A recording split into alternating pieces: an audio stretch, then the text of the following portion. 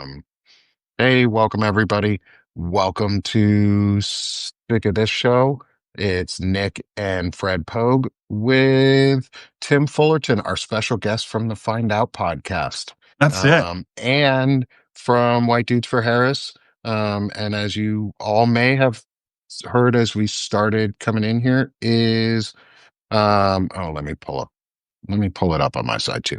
But um, is we're super excited to have Tim here. He has opened the door.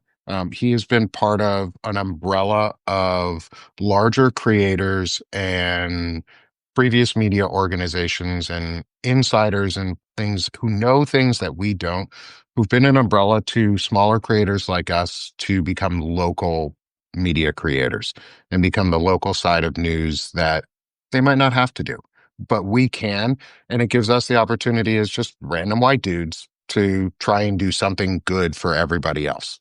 And actually make a brand that isn't white dudes are bad people, because we cannot isolate another community on purpose. It's just as bad as isolating anybody else. I have a subscriber who I talk to a lot who talks about like don't isolate people, and so I wanted to bring on Tim to let him introduce himself here to everybody in our community, and to find out what we can do on the local level. Yeah. Well, thanks, Nick, and thanks everybody for watching. It's really nice to be here with all of you. Yeah, so I've been my career is a very strange one. I've kind of been all over the map, but mostly I think a political digital strategist. I was on the 2008 Obama campaign in Chicago. I was in his administration for 5 years at the Interior Department, running a digital team there. I've worked for Everytown for Al Gore. I was the chief digital officer for the state of New York, and I have also been on the private sector side with WeWork. So I only like chaos, it seems. And I have my own. I actually have two companies now, which I never thought I'd have. One is Fullerton Strategies, which sort of provides digital media consulting to both businesses and political groups, and the Find Out podcast, which is our extension. I should have said I worked on White Dudes for Harris last year too. It's sort of our continuation of that work. We have expanded it to focus on all men because we do have a problem on the left with all men. And our goal is to help move more men left, because if we do that and we swing it a few points, the elections are completely different because of the size 100%. of the group. So that's why Exactly. I'm here. And I'm glad that you guys have also jumped into all of this as well. And because it's going to take all of us to do it. But I'm really excited to talk to you guys today. Yeah, dude, that's dope. You and I kind of chewed a little bit of the same ground. I got into politics and organizing for Obama in 2012 Hi. in East Tennessee. A lot of what we did was more of supporting state candidates because East Tennessee is very ruby red, but we also made calls into Western North Carolina. He won in '08. Unfortunately, he didn't win in 2012. And really was just kind of trying to turn out that vote in the western part of the state. So yeah, dude, that's awesome. You know, Thank you. Obama is the guy that got me politically active. Yeah. Before that, I was just I wasn't politically active at all. Yeah. I was kind of trying to find a home. I really what happened with me is in '03 when the Iraq War kicked off is what I started thinking about politics because I was a Marine reservist. I was hurt. And so I had buddies in my unit who were going to go off to Iraq based on a lie that it was pretty obvious it was a lie. And so that was my sort of, wait a minute, like, what the hell's going on here kind of moment, Right. what got me involved. So, and, one of the things that, it's interesting we talking about civics, and I've talked to Nicola about this a lot, is when I was organizing in East Tennessee, there was an older gentleman, African American, and he kind of mentored me about politics in rural areas. And this was sort of during the Ron Paul revolution, sort of the Tea Party and the precursor to Trump and MAGA. And all government's bad, Right. cut spending, privatize everything, that kind of stuff. And the thing that he said that really stuck with me, and it's always stuck with me, is people don't understand what life was like before these programs came in here, before the Tennessee Valley Authority came in, before the interstate, before rural healthcare clinics, before USAID, before all these programs that had improved the life for people in rural areas. Um, and yeah, I'm not sure with you living in New York if you've kind of experienced a similar thing in I mean, I've never lived in New York, so but I find like with politics, people who aren't engaged, they're not engaged, or maybe they even vote against their own self-interest, but they still expect this same level of civics and support. What have you seen with that in your time as an like in your time doing digital strategies and your time just like what can you touch on with that, man? Yeah, it's a really good question, and it's a really difficult one to answer. And you're right. I mean, I think that one of the interesting things that Democrats don't talk a lot about and I understand it because it's a challenge, is that essentially for most of these red states, they have essentially um, cut their services to the bone, and then they have relied on the federal government uh, to basically keep them above water. And the reality is that that is about to change in a very big way over the next couple of years with the passage and signing of this I would call big bullshit bill, which is going to slash $1.1 trillion of Medicaid, and which will result in closings of hospitals, in particular rural hospitals, and a host of other things. And so I think that people are gonna, if we play it right, which I don't like to say this is an opportunity because a lot of people are going to get hurt and frankly die because of this, but Democrats have a real opportunity to basically prove for the first time that Republicans have been pulling the wool over their constituents' eyes for a long time with these culture wars, and the Democrats and the federal government have been the ones that have basically been allowing these individuals, as you mentioned, like they don't feel like anything's changed for them, so why not go with the Republicans? And because their Medicaid is still there. I mean, some of these places, I'm sure you're talking about Eastern Tennessee. The numbers, the percentage of the populations there on Medicaid are probably in the 40-50%, if not higher. Hmm. They're going to lose their health care in the next year, or their premiums are going to go up by so much that they have to cancel it anyways. And so it is a really awful situation, and no one likes to be told that they were wrong. So it is a careful dance that we are going to have to play here. But I think it is an opportunity to be like, look, these Republicans have been lying to you, and they've been using culture wars to cover up the fact that they want to starve the federal government. They don't think that people deserve a helping hand. They think that you should just lift yourself up by your bootstraps, which anybody who is poor, working class, or middle class knows what a load of shit that is in this country, because it is not possible. So I think that Democrats need to start being aggressive and telling these stories and saying, look, like, you know, the bill has come due, guys, and Democrats are the ones that are going to advocate for restoring Medicaid and making sure hospitals don't close, and the Republicans are the ones that are doing it so that Elon Musk and Jeff Bezos can get tens of millions of dollars in tax in reductions into their tax bill, guys that could not spend more money if they try. So that money is just go in their pocket, and it's not going to go into the economy. It's a waste. Yeah. Right. So, like, we want to talk about impact too. Like, I'm in Northwest Arkansas, where we're the home of Walmart. We're also the home of a lot of Dollar Generals, which are the two largest welfare subsidizers in the country. They employ their employees at a lower than livable wage and then rely on the welfare systems, which are about to go away. So our representative, Steve Womack, voted for it, voted to pass the big bullshit bill. And I'm glad you used that, because that's one of my favorite terms to use it, because it is bullshit. It's just a Yeah. bullshit lie. It's as big of a lie as they could come up with to tell us that our benefits and our entitlements, they're legally called entitlements because we're entitled to them. Ron Filipkowski uses that word, and it is pretty powerful. I mean, it has negative connotations if people use it wrong, but well, whatever. But like, we're about to lose all of that, Yeah. all Yeah. of the medical. We have major hospitals in our area that we're trying to open up. What can you, as someone who knows a lot more in this field and how to engage community organization and build networks and systems that work, what would you suggest for us and our audience that we can do to engage on a local level Yeah. to build systems that maybe are about to go away?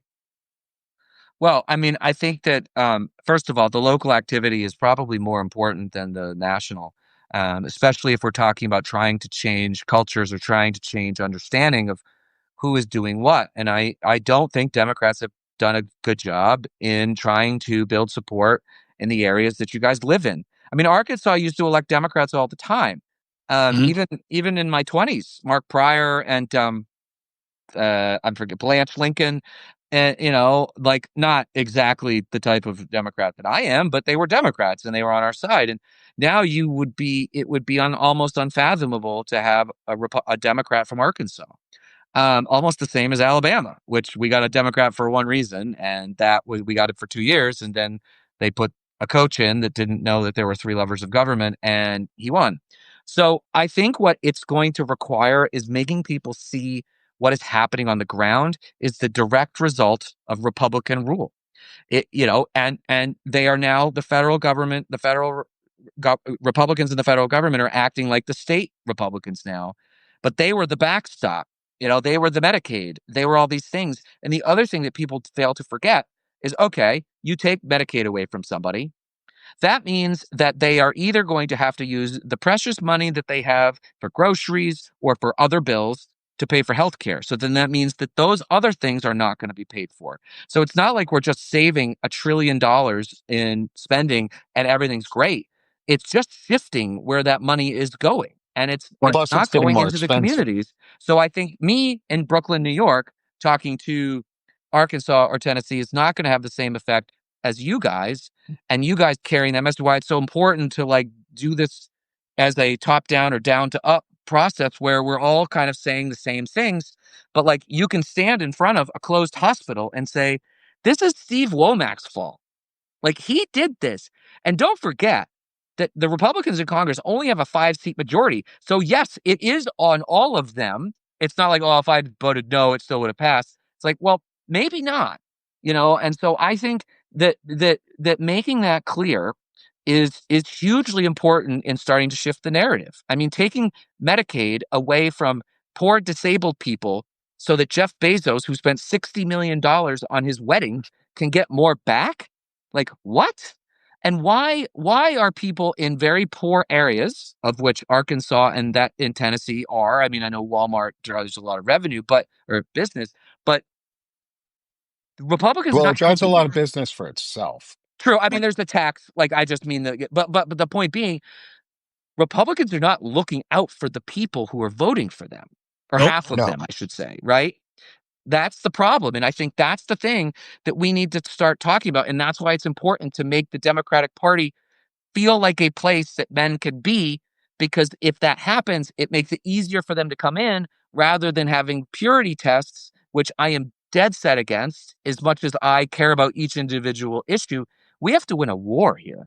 And if Yeah. we are pure on every issue, we aren't going to do it. No, not at all. Yeah. And it's not about and dropping purity test doesn't mean, and we had I had this conversation with one of my co-hosts, Wendy the Druid, and so I'm part of the LGBTQ community, and we talk a lot about this. We talk a lot about not outing people and what's safe to do as a community to ensure that we out the right things about people. And we had a really interesting discussion last night, and I'd love to hear your thoughts on this. Is the difference of outing somebody's personality trait, because being a Nazi is a choice. Being a Right. fascist is a choice. Being an asshole and a bigot is a choice. It's a personality trait, not a personhood trait. And I was wondering if you could touch on maybe that topic of being able to express in a clear way how to attack somebody's personality trait without getting anywhere near crossing that border, Right. because we're trying to make a big community and a big tent. Like you said, it's a big area. We need to accept Joe Walsh is welcome here. Like, I Right. love Joe Walsh's work. He's incredible what he does. I want to have Joe on the show at some point. I want to reach out to him here soon and have him on the show, He's a great because dude. I know the interview you guys had with him was great, and it's a big tent like that for a reason. Like, Joe and I don't agree on every issue, No. but we do agree on the fundamental belief that people should have rights. So Um, I'm happy to answer that. I have yeah, just on Joe real quick. Like, so I was in the Obama administration when he won his congressional seat. If you had told me in 2010 that I'd be friends with Joe Walsh, I'd be like, you're out of your goddamn mind. There's Yeah. absolutely no way. Yeah. yeah. It's shocking. And when he reached out to me a couple years ago, I had to reach out to other people, and it's like, is this guy for real? And one of my good friends was like, just listen to him. Just listen. And I tell you what, like, we don't agree on guns and we don't agree on Israel, but you know what? He was like, I was an ass back then. I said horrible things. I apologize I know how wrong I was. And he has been doing the work. And frankly, the Democratic Party has not been very welcoming of him. I mean, he was a bit of a Sandy Hook truther for a while, which I worked on gun violence. So that's a no-go for me. So, but I have come around and I have talked to him several times. I met him at the Unite for Veterans rally in June. We had a great conversation. We had him on the show. One of my favorite episodes was, it Oh, people can change and we need to Yeah. welcome them. As yeah. far as the conversation about personalities, I don't like it. I'm not a member of the LGBTQ plus community, but I consider myself an ally, and I will stand up for anybody in that community, especially if someone's punching down on them. What I don't want to do, I mean, maybe you'd say this in private, is there are Republicans that are lying about that, right? And they are Hmm. voting against their communities. We all probably know who some of them are, but I don't feel comfortable doing that because I don't want to open the door to make that comfortable for some bigot who's going to out somebody that doesn't want to be outed. It's not okay. And frankly, like honestly, whether somebody is a member of that community or not, like yes, it makes it worse when they vote against that community, but they're still voting against the things that are morally correct. You can go after them for so many things. You do not have to attack their sexuality, their preferences, their age. Well, maybe their age if they're like if they're not If they're mentally there dying, anymore. like But like, Virginia Fox can't drive and shouldn't be in her seat anymore, and right, like people right, like that. right. That I think is fair game. If you cannot do the day-to-day job, and sometimes that requires being up all night and doing votes at 4 a.m., then you should not be a member of Congress. I mean, we have it on the Democratic side. Eleanor Holmes Norton is 88. She's the delegate from D.C. She's running for re-election, mostly because she can drive home. But like we don't we it's ridiculous. But like and that is a bipartisan problem. So that's a little bit different. But outing people or like digging into their personal lives that are things that are not relevant to political discourse, I am not for it, whether you're a Democrat or Republican or an independent. I do not think that it is appropriate. No. Thank you for saying that. I know my audience will greatly appreciates that, and I mean I greatly appreciate that. If you don't already subscribe to Tim and you have not subscribed to him yet, please do. And Absolutely. subscribe to the Find Out podcast and all of the hosts on there. They're incredibly good guys. And they're doing a lot for us. Like it's giving, and this is another, it's a label, but it's giving white men permission to be the good guys Right. rather than be the bad guys all the time. Because we're the bad guys. Like our group of people is promoting bad behavior very, very, very rapidly. Yeah. So I guess going back to the local level, how do you think we could combat that? Like, what do Yeah. you So think are simple things we can do as individuals or groups to combat I this? think organizing as many people as you can, there are free tools to do that. I mean, even if it's just a Facebook group. Yeah. I think a lot what we have seen a lot with Find Out is that we get emails and comments from all 50 states. And, we have a lot of people that say, I thought I was alone. I mean, Mhm. in Oklahoma, I was getting Yeah. comments the other day because I did a video on the states that have the highest quality of life and the states that have the lowest quality of life. And shocking to nobody, the bottom 10, all 10 are Republican held and have been. Mine included. Yes, Arkansas was there. I think Tennessee was on that. Oh yeah, Tennessee's absolutely there. On that list. But the point being is that people, especially people in the blue states like me, I'm in New York, tend to think that these areas of red are 100% red. And the answer No. is that's not true. In a lot of cases, a big red wave is 60-40. That means 40% of the population are Democrats. And now they have been gerrymandered out of a lot of power in the House. but they're still there. And I think now more than ever, it is so important to be contesting everywhere. So that means like in your corner of Arkansas, you know, like be starting a group of folks that are against what is happening with the bill. Same with Tennessee. Like, especially when the Medicaid cuts come, we're going to need we're going to need a megaphone at all levels. And honestly, people listen to their local communities more than they listen to national politicians. Makes sense. People live in their areas.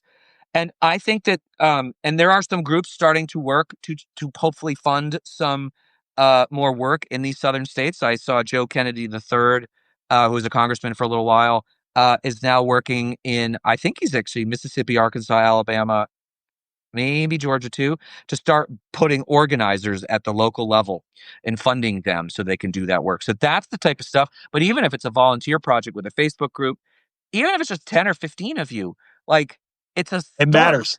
We have to start building back, and we are starting at zero in some of these places, but we are actually in a better not economic, political landscape right now to have big waves next year. So there are there are districts that right now that I think people don't think are gettable that I think we're going to have a shot at if we organize and we get people on the ground. And don't forget, there's also local elections. So like just because you in, let's say, whatever district you're in, Nick, you were able to lift the Democrat in that House race from, say, 30 points to 40 points. That might mean a state senator wins. That might mean a city council member wins. Like all of this stuff matters, or a statewide, probably not in Arkansas this time, but like a statewide, like Well, in North Carolina, we right? have we have Hallie Schaffner running against Tim Cotton, and Oh, she's okay. incredibly good.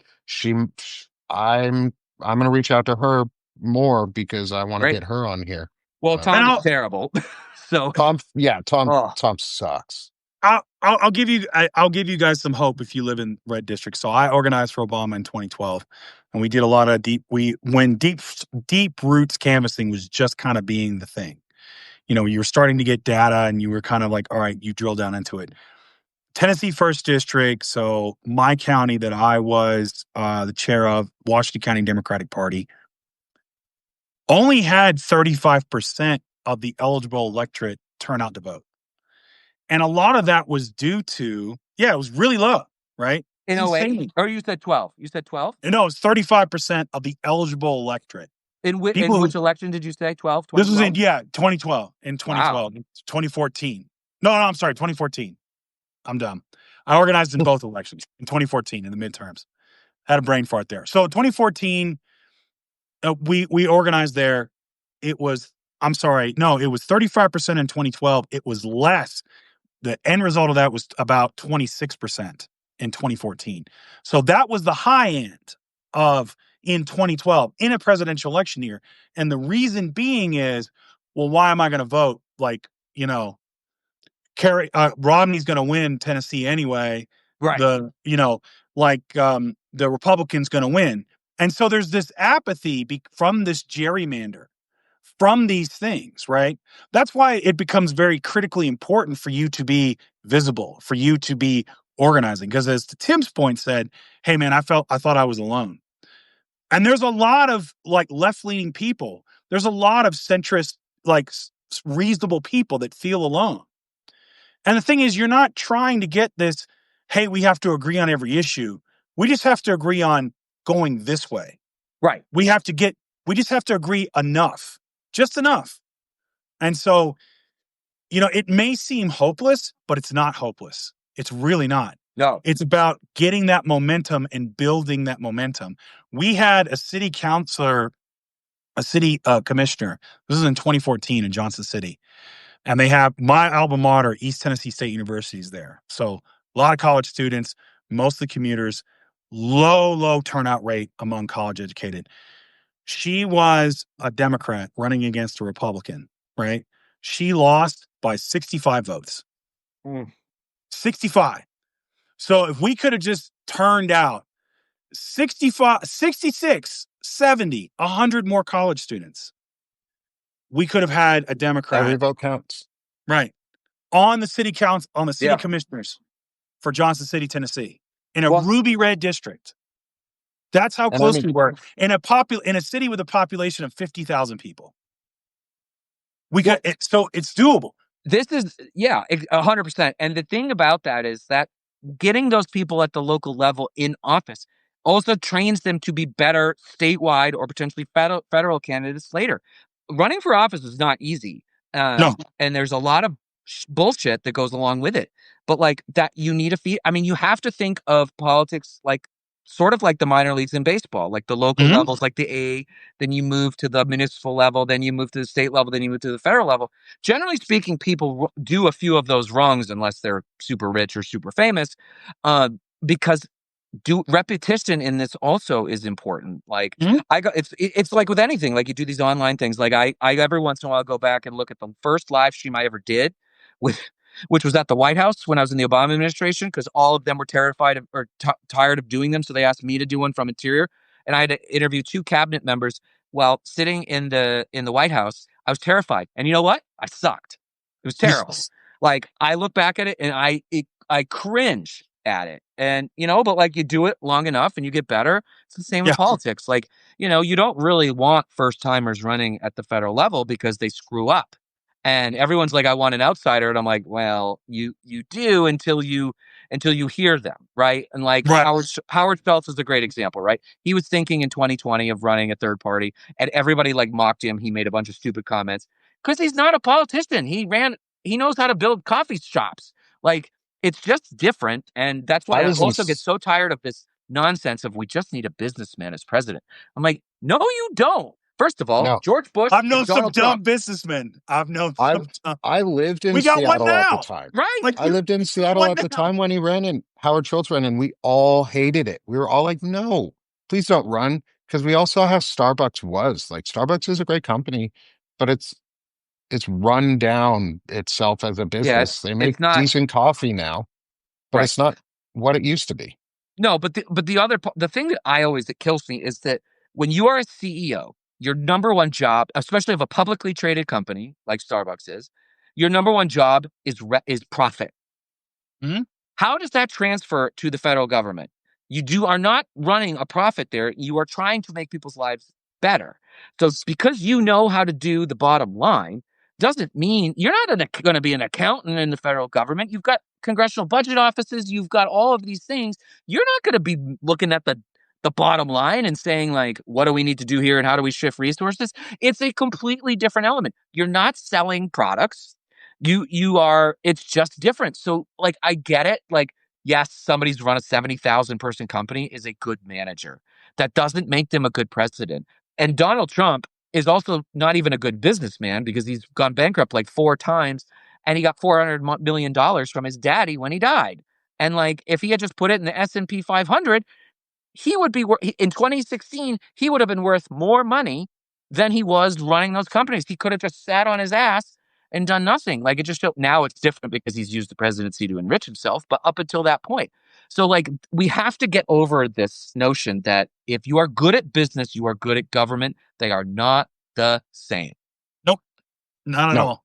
no, No, not at we all. have to stop worshiping business as if there's a profit-centric solution for everything, because Right. there absolutely is not. Right. And yeah, And absolutely. Government isn't a business. and how do Government's a businesses service. right. And how do businesses tend to increase their profits? By firing workers. Yep. Do you Yep. want that in the federal government? I don't. No, So We tried it with Doge. We tried it with Doge. it didn't work. Look, and here's Okay. the deal. Here's the deal with Doge. Like I worked in the federal government for 5 years. I do believe that there is waste. There's definitely waste. I'm not so much sure Mhm. about the fraud and abuse maybe, but there's waste. There are things that we should be doing to improve the federal government, but you need a scalpel, not a blowtorch. And that's the problem. They just went in and were whacking things. And they were whacking like 5 to 10% of the budget and Yep. trying to get all of the savings out of it. So what's ending up happening is the worst of both worlds. Yes, we have cut that money, but it has almost no effect on the actual deficit or the operating budget of the federal government, while screwing over. I mean, I kid you not, and people don't believe this, there were babies on the roads in Sudan going to US aid funded facilities for treatment when Donald Trump shut the door and they died on the road. That is a fact. It happened. You can look it up, and it's because of Doge. We could have done a much more surgical work on that, and there's still work to be done there. Like, I actually think it's too hard to fire a federal employee. I think it's also too hard to hire into the federal government. Oh yeah. I want to protect workers, don't get me wrong, but like I also want to make sure that like people with highly, a lot of skills, they want to give back and come in, and right now they can't. So like when I hear about Doge, my temperature goes through the roof because children lost their lives because of Elon Musk and Donald Trump, and that story is not being told enough. And Americans, as much as we care about certain things, if it's out of sight, out of mind, we don't think about it. And so, Yep. but people need to remember that happened, and it happened for no reason. Just like Exactly. firing the air traffic controllers, fire them, get them out, and then suddenly, oh no, we don't have enough of them, and so now they want to hire immigrants. Well, right.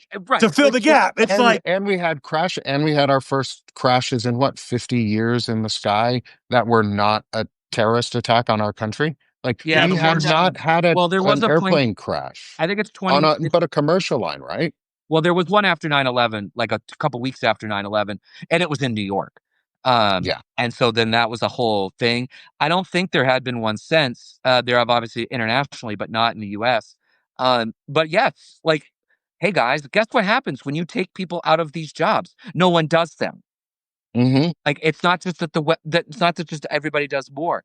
And again, like the reality is you cannot affect the federal budget without touching one of three things that nobody wants to touch: defense, Medicare, and Social Security. And we have to have, and we spend $1 trillion a year on defense. I don't think we should be. When we're at war we're we're technically at war with no one. We're no at new war wars. with no one. Why are we spending $1 trillion on defense? Yeah, like exactly. I like we spend more than the other top 10 nations combined. That includes Russia. That includes China. And, it doesn't really feel, and actually the most effective defense spending we have spent was sending arms to Ukraine to decimate the Russian army, which was only 5% of the budget. And they lost their minds over that. I'm like, that is the best money we have spent on defense in 50 years. Yeah. And it all went back to U.S. contractors right. And then in we're the country buying more stuff. Right. Like, yeah. I mean, look, like the war machine, as Black Sabbath talked about, right, is like a real thing. Mm-hmm. But in this particular case, that is the best investment that we have made. We are helping a democracy. The Russians have lost over 400,000 soldiers. They've lost thousands of armored cars and tanks. They even lost 30 generals. I don't know what the generals are doing on the front lines, but they did. And then now it was and not even consider their navy and their air force. They have a weapon in Russia that's really effective. It's the open window, and so the open. That's a Putin joke for anybody who gets that one. The Russians are a clumsy it's not a crew, huh? It's a Put out joke. Oh yeah. Well, it's funny. We've joked a lot that like if the clumsiest people on earth are people who are against Vladimir Putin. It's funny how all of them. Right. Like can't walk down a flight of stairs. Or be careful by that open window. Yeah. But like he is now using prison labor and also North Korean soldiers. So, everyone's like, oh, Joe Biden, blah, blah, blah, blah. I'm like, that guy decimated the Russian army. And so that it's going to be very difficult for him to go to Georgia and then to Poland, which is what he would want to do. They're down, and all of their good soldiers have been wiped out. And then the Ukrainians with the drones the other day took out a third of their bombers, their nuclear bombers, a third in one strike. A third in one hit. That's the part of the defense budget that the Republicans want to cut out of that. I'm like, give me a break. So that brings up an interesting question. I've been wanting to ask this to someone. Is Ukraine opened the door for internal threats to the U.S.? I'll just put it bluntly. They opened the door to internal threats from sleeper cells of probably white nationalists in our country, more so than anybody else, because that's who. And we saw it before the election. There were people who were trying to attack the energy sector in Tennessee. I think it was the FBI stopped that before it could happen. What are your thoughts on our 22-year-old untrained counterintelligence director out of DC or Maryland, I think it is, who, and all of the forces that have been moved away from actual internal threat analysis and I, counterintelligence. I think it's a real problem. I mean, they're doing this because the overwhelming majority of political violence in the United States comes from far right wing sources. It's not Democrats. It's not Antifa. I don't even know if Antifa exists anymore. I don't even know who was Antifa. Did I like those Aren't we tactics? all Antifa? Like, I know. I'm Well, and that's the other thing, right? anti-fascist. Antifa, anti-fascist, right? We are all anti-fascist, and that's what that is. Right. But it was a perfect boogeyman for the right because there was no faces on it, so they could scare people. But moving, and I've talked to folks in the intelligence community, and it is dire. People are retiring, experts, because they're just like, screw that. Why am I doing this anymore? Right. They're going to take a giant axe to the State Department. The attaches who you don't really know what they do, but they're doing really important stuff. They're going to take an axe to that. I worry that we are going to be be blind, both internally, because of course we have two complete and utter morons running the FBI, and Kash Patel and Dan Bagingo, Dan whatever Bingo his Bongo stupid Bongino. name is, you know, who are now warring with the Attorney General over Epstein and all this stuff, instead of actually trying to keep us safe, because there are threats every day. Every president, when they leave, says the most sobering moment of their presidency is sitting down once they've been sworn in and getting that intelligence briefing for the first time, and it opens their eyes to like this. And we don't ever hear about 99% of it. I don't know if Trump doesn't read them, so he No. didn't read them Well, in he the can't first. read. Well, right. I mean, they have to do pictures and shit. I like for people listening, that's not a joke. Like, they had to make pictures and charts because he doesn't want to read words. But W is the same, because don't forget, he ignores that memo from the CIA that was literally titled "Bin Laden is Determined attack of determined the to U.S. attack the United States" 8 months Yep. before he did it. So Republicans don't like details. They like to be power and they like to throw bombs. But I am worried about that. I think it's a really good question. And I do worry that, the next homegrown thing, I mean, happened in New York. Somebody walked down the street with it looked like an AR-15, and went into a building and shot and killed 4 people, including a police officer, And that with was these just long yesterday, guns. right? What's that? That was just yesterday, right? Yesterday. He's not a New Yorker, so I don't want to hear anyone saying gun laws. He came from Vegas, I believe. Of course he did. Yeah. So, we don't really know the whole story. I think he was targeting the NFL because I think there was some sort of CTE thing. I don't know if because this person clearly had a mental break of some sort. So I don't really know. But fact being, I do not trust the FBI to do the job anymore, because the No. good guys are leaving and we're left with literally 2 conspiracy theorists. One is a podcaster. So I guess we are all qualified to be the deputy director of the FBI because we are on this show. Oh, I think I actually no. have There's more there's an You important probably experience. are. point I about actually have more there's an experience in the important point about intelligence. Dan Bongino. He is a podcaster who is reportedly concerned about his numbers dropping for being a deputy FBI Heard that. director. Yeah. And I heard Yeah, I mean, Sucks to suck. God, that would be terrible. I mean, forget, like you pointed out, doing his job. So yeah, the fact that you worked in the federal government, and you'll understand. My dad was a federal employee. He was director of labor force management for the National Weather Service. Oh, cool. Right. So he worked in D.C. under the director for the National Weather. So this is back in the 1980s, and so I was around. My mom was a federal worker for FICPAT Fleet, the forestry service for the VA. So both my parents were federal employees. My sister was a federal employee. I'm sort of the oddball who was like went into aviation in the private sector. And to see what the National Weather Service and NOAA is now, my dad would be flipping out if he were still alive. He'd be demanding to go in front of Congress, because the what they're even those simple things that they're doing, closing weather stations, delaying weather balloon launches. Because what people don't understand is that little Doppler radar that you get on your phone comes from weather balloons. That's how it's able to track that stuff. This very low tech thing gets you a high tech readout. And that's going to kill people. It's already killed people in Texas. It's already killed people in Missouri. It's killed people in Kentucky. And it's going to keep on doing it. I mean, when you have a weather forecaster in Florida go on live television and say, I don't know if I'm going to accurately be able to help you guys predict weather and protect yourselves. Yeah. Yeah. What I don't think people know is that all of that data comes from the National Weather Service. Yes, every bit of it. Every bit of it. And they are flashing. And there are articles from this spring where they talked about morale was low and people were leaving because of all this stuff. And then they cut it even more.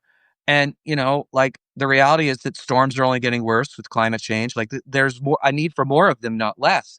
And, the Texas thing was really concerning because one of the things that happened in Texas was the local community, which was entirely MAGA, did not want to pay for some of those detection tools because it was a couple $1,000,000. No one wants to talk about it because they're like, now is not the time. And my answer to that is, when is the time? Because I worked in gun violence and they always said that too. Oh, you can't make politics in a horrible situation. I'm like, bullshit, you can't. Like, this is exactly the moment to talk about it because this is a failure of government. So you have to talk about it. People lost their lives because we have shitty gun laws, because we're cutting the National Weather Service, because we're cutting USAID. Like, these are having real world consequences. And I think this is where the local stuff also comes up too, right? Is that you can really drive home when something happens in your backyard. Hey, do you know why this happened? Because of this. And, some people will just never listen to you, but some will. And that's why the local stuff is so important, because I can scream and yell from Brooklyn all day long, but that's not really going to solve the problem in Arkansas or Tennessee, but you guys can. And that's why your voices are so important. And that's why it's important for us to build power at every single level so that when something happens, we're there to tell people why, and that there is a different path. And I think that's the most important thing. Well, what you could do is when you start screaming from Brooklyn, text me, and then I'll tell people to go outside and see if they can hear you, man. There we go. There we go. Okay, I'm like, Tim's carrying on again. Yeah, it's a relay. We can do a relay service. We get those phones with the cans and the strings. It's like the people singing in Italy during COVID, where they would start singing across the town to each other. Yeah. There you go.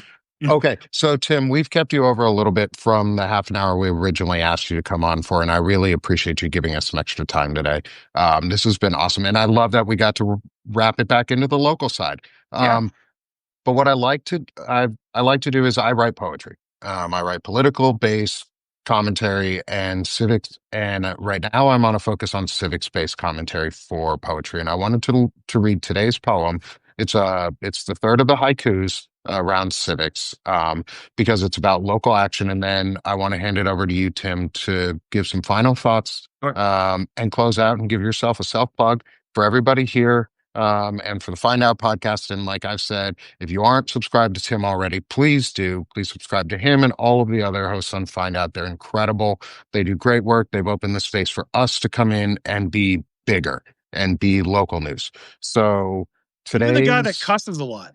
Yeah, he's great. Oh, yeah, Luke. I love Luke. Luke is one of my favorites because he's like me, younger, but smarter at that age. He's like, if I knew how to be smart. He is what you see in the car is pretty much what you get not quite as animated, but he has an incredibly, when I was 22, there's no way I could have done that. No way. And I was like a pretty political guy back then, but I wouldn't have been able to do that. He has clearly tapped into something. He has 750,000 TikTok followers now. And I think it's a good middle ground of anger, but also he's not just screaming, he's actually like educating as well. And I think that is the difference between some people who just go on and yell and scream, and you can learn from Luke. And I think it's really important to hear his perspective. And we have a 26-year age gap. No, 24-year age gap. I'm the oldest. You could tell. But it's interesting when we talk, I don't really feel that difference. And he's just a really genuine guy. And so if people don't know it's Luke, you should go follow him because he's great. Yeah, absolutely. Okay, so let's read today's poem and then we'll let you close out. Great. Please subscribe to all three of us. I'm running a summer sale for 80% off if anyone wants to come and join me on the paid side. And so today's poem is called Engagement. It's a civic haiku number 3. So civic engagement. Seeds grow from local support. Actions springing forth. And so this one is our is our third, and I hope it brings a little bit of an idea of bring some action, and that engagement needs to be focused and purposeful. And I think what Tim is doing, and the team at Find Out are doing, is purposeful engagement.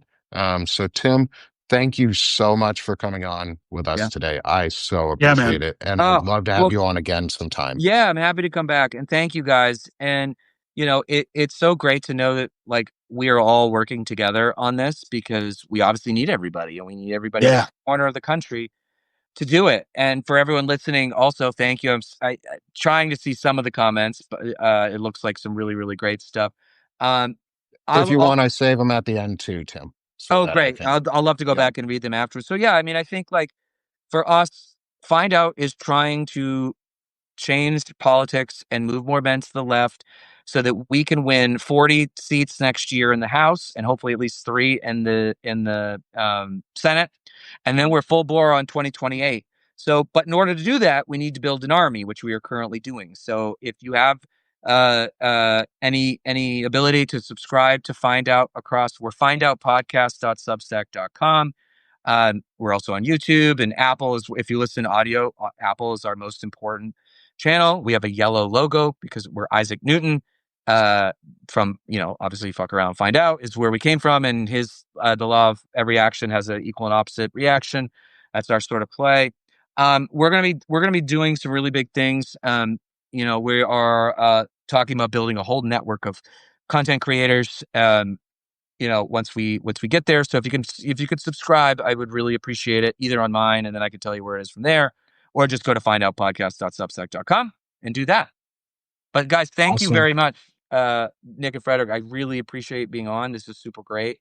Yeah, dude, it was great to have Yeah. you, man. Happy to come on anytime you want. Especially once school gets back and my son's not running around in the background. No, I get We're that without too. childcare this I week, know that. so we're in I'm a bit waiting of for a, that day. but All anyways, right. Thanks, Tim, Fred. Great talking to you today, as always. Everybody in the chat, thank you for being here. And like I have started to say a lot for everybody, is let's stop being sick of this shit and let's start doing this shit. love it. Have a Exactly. great day, y'all. Love it. Thanks, guys. Have a good one, guys. Thank Bye. you. Bye-bye.